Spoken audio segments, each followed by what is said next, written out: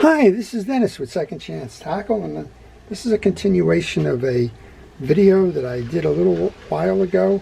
It's episode 2 of a group of reels that I found as part of a large liquidation sale.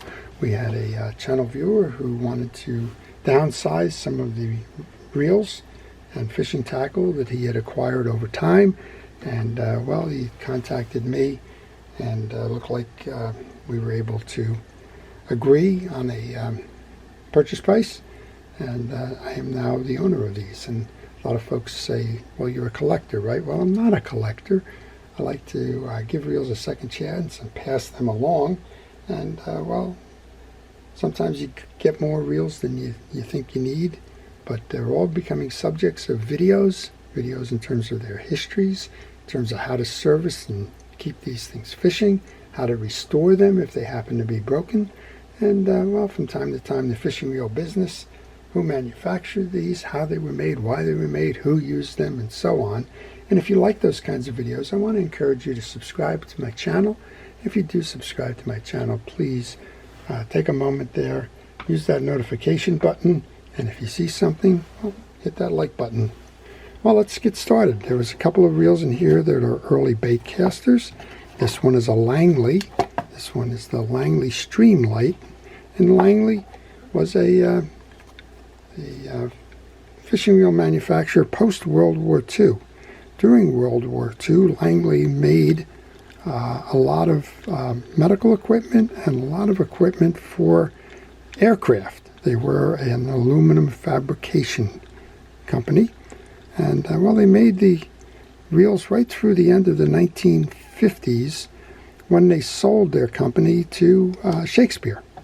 And that's when Shakespeare started making spinning reels based off of the Langley product lines first, and then, well, just continuing after that in terms of introducing their own designs. That's the Langley Streamlight. We have another one here. It's a direct drive. This is a Shakespeare, and it's unusual to find reels with their boxes, but again, this was a collector who was trying to kind of par down some of the things that he had, so these were ones that he was not as interested in or had doubles of or the like. And there's some folks out there, and I'm going to put a list up soon of one of our channel viewers that has some reels that he would like to have somebody else have the advantage of. So this is a direct drive by Shakespeare. It's a model FK, and it says Wexford on it. The Wexford Wonderline.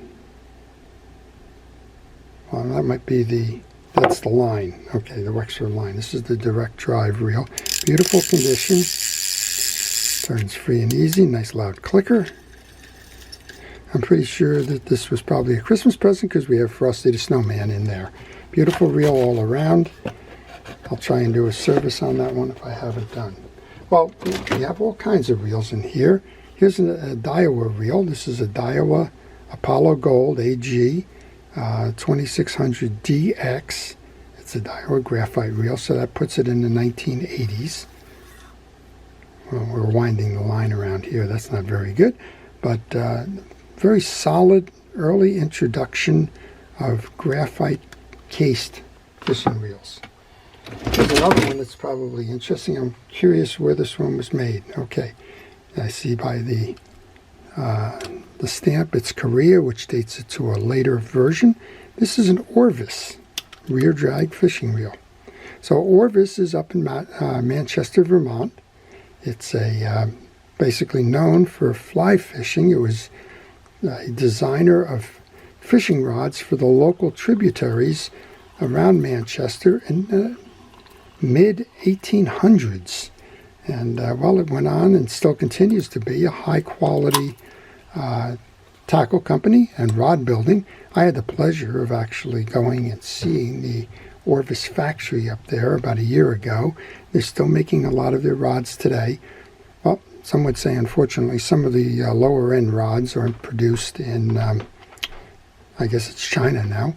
And but the higher end, including the bamboo lines, in addition to the graphite lines, are still done in Manchester. They have a line of fly fishing reels. I believe those are produced for them in New Hampshire, but this one was made in Korea.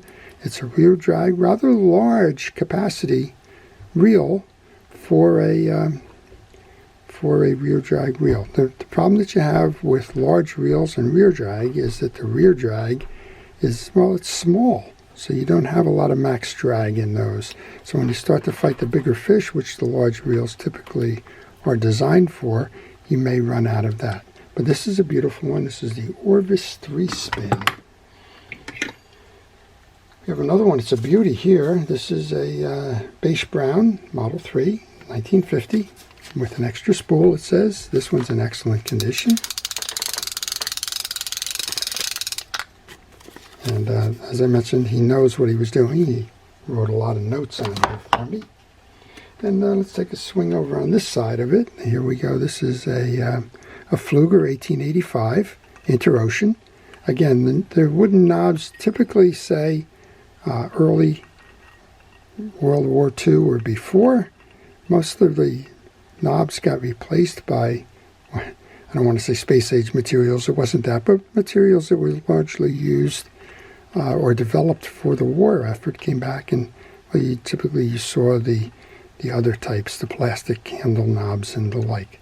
Beautiful reel all around, about the size of a Penn 180, and this one unfortunately has a cracked side plate, which was not uncommon for that generation of reels. Well, here's another Orvis. This is an Orvis 100 SS. This is a beautiful reel. It kind of takes on the design of a Mitchell 300. You can tell that kind of look from the bail wires and the like. I believe this one was made in Italy. Yes, this one's an Italian-made one. So this one would predate the other. And look, I'm just going to shut up. Look how quiet this is. And a beautiful reel. And of course, we have our bait alarm as well. So two different looks at the Orvis reels. This one is a very interesting one. This is the Ocean City 350. It's got that funky handle on it, right? I don't know enough about this. I want to find out. Look at the bail mechanism here. So I need to learn more. Just kind of a fun reel all around. I don't even know what it was mounted on. I've seen them. I don't understand them. I will learn more from them. And that's part of the fun of just buying a collection, not knowing quite what you have there. So we're going to conclude this episode of it. I hope you've enjoyed it. Another look at some of the reels that I acquired will follow. And we'll just continue doing this to help everybody learn more about the reels, about who made them, why they made them, and how they are used. Before I leave, I want to thank our first responders, our police, fire, safety, and rescue, everybody involved in keeping us out of harm's way. I want to thank you, the viewer, for making the channel what it is. I want to wish everybody great days on the water, fun times fishing, and, well, thank you for watching. This is Dennis with Second Chance Tackle.